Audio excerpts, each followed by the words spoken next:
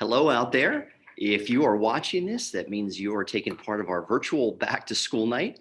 And I believe that means that you have a child that would be in either my geometry or algebra 2 class. My name is Mr. Ron Derr. It is, wish we were meeting in person, but this is probably the best that we can do for this year. So I just want to take a moment to introduce myself, talk a little bit about the courses, and what are some expectations you can see for this year. So first of all, about myself, that would be a picture of me in a little bit more of my summer mode, a picture taken right at the beginning of the school year. Uh, I have taught here 31 years. It's a long time. So here's a little trivia and investigation you can do with your son or daughter. I challenge them on the first day to see if they can determine who, and when I say who, it's singular. There is only one person in this building at Cocalico High School that is here longer than I've been here, to see if they can figure that out or know it. A few of the people did know it this year. They would be the one to check on there. So it just means I'm kind of getting on the old side, I guess. In addition to teaching math, the algebra, and the geometry, I am also the cross country and track and field coach. I enjoy running, as I'll be mentioning a little bit later on this slide. I enjoy teaching that and sharing that with students here at Cocalico. I've also become fairly recently the advisor of an FCA, or a Fellowship of Christian Athletes group that has started. Unfortunately, this year we are somewhat defunct. There are some of them that are doing a little bit of meeting on the side right now, but not as far as a portion of the school day like we had been. And a couple other just detail items there. I have married to an absolutely wonderful woman because she has to put up with me and my schedule and just other quirks of who I am. Her name is Jody. 3 daughters that all graduated from Cocalico in the last few years, the oldest in 2014, then one in 2015, and one in 2017. Last one is just finishing up her last year of college, getting through all those college years from that. So in addition to being a teacher here, I was also a parent and enjoyed having my children go through the Cocalico program and being graduates from here. Mentioned the running. I also enjoy reading and relaxing. Got to do a little bit more of that this past year than normal. No, not this past semester, but about a year ago this time. Enjoy eating a great deal, so maybe that's where the running ties in a little bit. Doesn't fit the theme of the R's. Very, very active in a local church, as well as a leader, Sunday school teacher, and a youth leader at that as well, that I've done pretty much since I've moved into this area from originally from up a little bit north of the Allentown area is where my roots come from. So that's the picture side of it. I'm actually going to turn my screen around from just a little bit here. And hey, this is actually who I am in person. This is the winter mode where I don't shave for a little while, actually pretty much because of the running, to give a little protection if we do have colder weather. And this is who your son or daughter would be seeing every day. They usually get to see the mask right now, unfortunately. So hello. And again, thank you so much for taking time to take a look at the videos and items that we're putting together. I'm going to switch back and we'll continue with the presentation. Give me just a moment and a couple clicks here. And I think we're back. So as a teacher, I always have 3 major goals that go on in a given year. Number one, the biggest thing, I want to see that I'm challenging them. Their brains get engaged. One of my favorite words in the English language is the word cogitate, that think deeply about items. Number 2, I think they need to learn to work and be responsible. If we don't teach them anything else here at Cocalico and in my class, I hope they are learning and or reinforcing their work ethic and their responsibility level. And then number 3 is the material of the course. Depending where they're going, they may or may not use a lot of these things. It's a math class, so we have that eternal question, when am I ever going to use this? Depending what they learn, my oldest daughter that I mentioned is in biomedical engineering, that she's actually still in grad school for that. She uses some pretty hefty math from there. Not everybody is in that level, but hopefully they're learning some good thinking skills that will benefit them in the future. A lot of parents like to know a little bit about the grading. This is something that really was altered in COVID times. Usually I have a couple different categories, try to simplify things based on what we can try to grade well to really assess what they know in the course. And I have that broken into 2 areas. The first being quizzes and exams. It's a math course, so that takes up 70% of the graded material. It's not going to be that much in the quantity, but that's where the quality comes in. Then they do have some types of daily assignments, projects, classwork. There's a whole variety of different things. Pretty much anything that's not a test or quiz, I'm throwing in that category this year. That will make up 30% of the course. I have no idea what we may face by the end of this year. So if we will have a final exam or not. For those that are in honors classes, it's really helpful for them to see them. So kind of hopeful that we may be able to bring that back, but we will see as we adjust and try to move forward this semester. I just stress to the kids as part of the preparation and responsibility some things they need. One of the issues that's going to be really important moving forward is that they bring a charged computer. In the fall, when we had some smaller classes, we could move them around a little bit to other seats. That is just something that is really kind of going to be challenging when we start to have full classes in here on a daily basis. So if you can do reminders of that at night, remember to have them plug their computers in so they are charged. That's going to be a big help. Hopefully when they're live with me, we will not be doing nearly as much in the computers. Should have told my daughters to be eye doctors or maybe chiropractors too, because of the bending over, looking at all these screens. We'll see what happens in the future from that. So I'm going to try not to have them when we're live in class to have to be on, but some activities that I've designed from the fall, that's the best way that we're going to be able to work through them.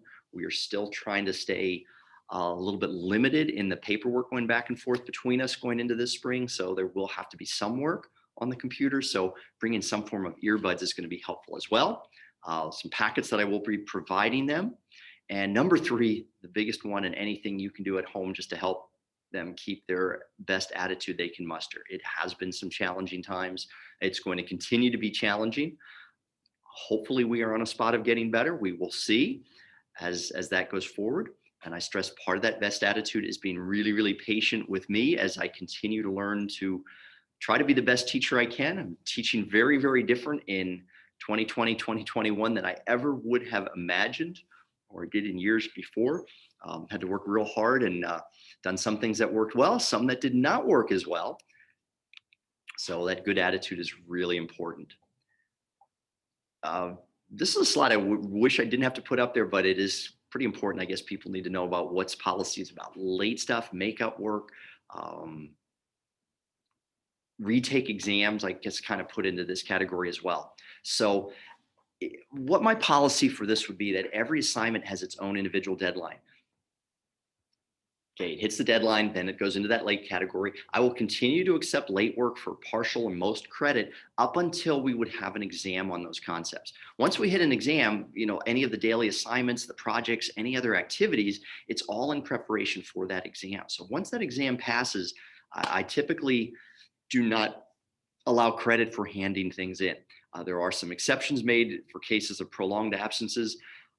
This is a year of exceptions and flexibility and changes. I'm going to use that word flexibility later as well. So there's definitely going to be opportunities for that. Communication is a big key. So if you know, or your son or daughter knows that they're going to be out for a time, they're going to be quarantined, please, please, please have them be communicating that with me. I have never been a big fan of, I shouldn't say much as makeup exams as exam retakes. So we really try to prepare well. I guess it fits into my coaching background that I think, you prepare for a game or a meet and you have that game and have to live with the results. So it's based on the preparation for that. I do understand that sometimes people could have a really, really bad day or other things going on in life. So occasionally I do allow, and usually I allow 1 per grading quarter. In the fall, it was really tough to try to do any type of retakes. Going forward, we'll see how things go. So as long as we're in sort of this hybrid digital, and we have some pretty frequent virtual days, it's going to be very, very challenging to try to do that. As March right now, we're planning to have everybody in, so we may be able to bring that around, but we will see. The thing that I do want to stress, so you as parents are aware of this, is that I only allow retakes if they've done all their prep work. So they have to have all their regular assignments done first. If that's done and they still have a struggling and things haven't come together, then we will take a look at doing some type of retake. A lot of things common sense here. What I just really tried to stress with the kids on this particular screen is we've all had to work a little bit harder, maybe a little different than ever before to try to be successful during this time. It has required me to spend more time in this building and the school and my classes than I probably have. Even my first year's teaching, I don't think I put as much time into my classes as I did last fall. So it just takes more time and more effort. And I just really encourage the kids to try to be successful through this. They can learn a lot about themselves, is what it takes them to be successful. I'm here as a teacher to help them. Getting extra help this fall, that was really challenging when we were in the pure hybrid. I think it's going to go a little easier as we move forward this spring. Just a few things that I really try to stress to them is taking initiative. When you don't understand things, ask questions. Both geometry and algebra are very sequential. So things that we are learning right now in January, we're going to be using in February and March. So if we don't understand things, be asking questions. A lot of students that are already firing off a lot of Schoology messages to me. Those are great. I do try to get back to them, but it can take time depending when my classes fall and when I can get onto the computer to answer them. I'm on the computer a lot during the day, but might be in Google Meets, have things going on with an individual class that I don't have the time to respond to those messages. We have Focus Back, which I am really hoping is a huge, huge help to some of our students who have been struggling. So at least once a week, I should be getting a little bit of extra time with all of the classes coming up. That is a great time for extra catch-up time for extra help. We will still have virtual Wednesdays for the month of February. I never plan a complete full class of work time. There is usually a little bit of extra time that students can come back and ask me that I'm not designated as doing specific teaching to the curriculum. So also a great time to get extra help. Main thing on this page that I want to stress is that beginning in March, and I have 2 typos on here, and this is the second time I'm doing this video, and I forgot to make this fix before I went again. So it's actually March 8th, and I will be beginning to coach track and field. So rather than cross country, I modified this from the fall video that I had made. And it really gets to be challenging to try to get back and answer questions for that. So they need to take advantage of whatever's available during school time. For many of the students that are coming from Mr. Burt's, he often is able to come in early mornings. Right now, we're not allowed to have students come in outside of the school hours. That may be something that opens up, but we will have to wait and see. So when there are opportunities, focus the downtimes that we do have in class. It's really, really important that students are doing the best they can. I am planning, even once everybody is in, to still continue to post many, many things on Schoology. So Schoology was absolutely crucial through the fall. I'm hoping it doesn't have to be as crucial this spring, but it is the place to check if you're not doing well on a day. If you're absent, you can check what's up there. The agenda should be posted. I have a bunch of videos that I made through the fall to go over different topics that hopefully those won't necessarily have to be used for learning the material, but they can be used if you do have to stay home, that you're not feeling well, which is really important. You do stay home if you're not feeling well right now, and you can stay pretty current to the class as is needed. In the fall, I really stress 2 words, and I don't think I could have stressed them enough, that if these are 2 things that everybody in my classes can learn, and one is taking initiative. The students are really hesitant sometimes, even if they're struggling, to ask for help. And it's what we are here for as teachers. So figure out ways to ask for help. The other, and some students are really great at this, there are so many materials that are available to them right now. So if I'm teaching a concept and they aren't getting that, boy, if you go home and Google that, check YouTube, you can probably find something that clicks with you and does make sense. So there may be something that I did not do very well through a video, or maybe even in that individual day, I taught it in such a way that wasn't clicking with the student. They can find help somewhere, even if it's outside of the school and online. There are some fantastic opportunities to gain some good knowledge and to get some help. The others I mentioned, I appreciate the patience and also just flexibility.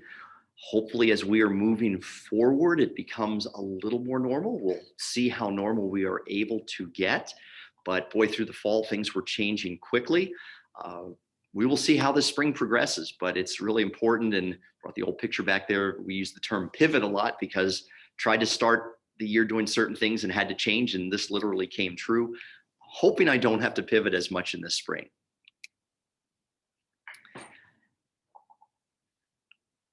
Fall was kind of scary going into that for me as a teacher. And now that I'm through that semester, I can't say that this is the type of teaching that I want to do all the time, but I am feeling a little more confident after having gone through it that, okay, we can do some good things as teachers and students can still learn in this environment. And hopefully it'll go better as we move forward. Again, I just want to stress to you as parents too, be patient with me. I am going to try to do my best.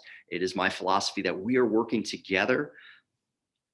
From my parents' side as well, I am very, very appreciative of the many good teachers we have at Calico and how hard they worked and the benefit that it was to my children. I will try to do the best I can as well. If there's anything that you are hearing, you develop some concerns, please don't hesitate to contact me. Communication between us is absolutely crucial. I try to work individually as your sons or daughters are becoming adults, that most of the work I will do with them. If I have problems, I will talk first with them. If their grades start to struggle, I'm going to talk first with them. If things do not improve, then I will start to reach out to you. But I really try to do that as a last resort because I believe they need to be responsible for themselves. If you start to develop some concerns or there's other things going on that you think that I should know, don't hesitate to contact me. The best way is through my email address, which is currently posted there. Can also be found through the school website and a number of other sources. So I hope this was helpful for you. Hope we have a great year. Thank you very much for taking the time to watch it. Thank you for bringing your kids here to Cocalico.